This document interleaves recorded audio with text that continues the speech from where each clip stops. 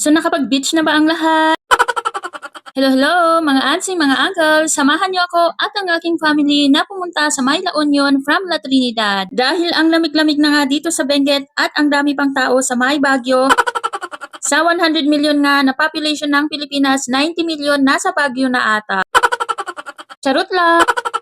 Napapunta nga kami sa May La Union kasi may mga kailangan kaming asikasuhin na mga document. Sa San Fernando nga lang dapat kami pero dahil marami pa namang oras, naisipan namin na pumunta dito sa May San Juan. Ang sabi kasi is hintayin na lang daw namin na matapos yung document at mga hapon pa daw iyon. Kaya naman from San Fernando, dumiretso kami dito sa May San Juan para mamasyal at mag-beach din lang pag may time pa. Mas pinili nga namin dito sa May San Juan kasi mas maganda daw at mas malinis ang mga beach dito. Nag-drive-thru nga lang kami sa May Jollibee para kumuha ng aming pang-lunch pero hindi rin lang namin nakain ito dahil wala kaming mahanap na cottages na may malapit lang na parking. Kaya dito na lang kami sa May Kabsat Restaurant kasi malapit lang yung parking nila and beachfront din sila. Napakaganda nga ng pwesto namin, napakalamig ng hangin kahit ang init-init dahil hindi nga rin pala ako nakapag-leave, nag-work lang ako saglit, nagtingin-tingin ng mga urgent na kailangan kong asikasuhin. After that nga ay kumain na kami and pumunta lang kami sa May Tubig para paglaruin si Cleo. Marami pang nangyari sa araw na ito. Kung gusto nyo nga mapanood yung full vlog namin, nasa aming YouTube channel.